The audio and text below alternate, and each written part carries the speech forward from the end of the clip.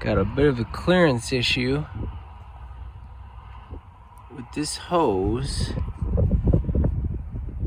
and that AC pulley. Now there's some adjustment here on this radiator support, but no matter how I play with it,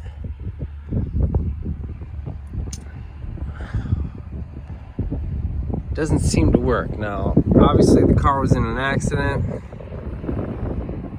This stuff lines up okay. This is a brand new bracket here. It got pinched up.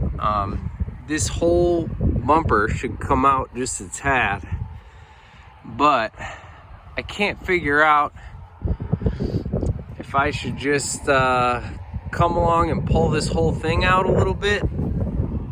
But this is a new core support, new radiator, new AC condenser. Any ideas, examples of cars that maybe I need to take some measurements? I'm not sure where to go with this.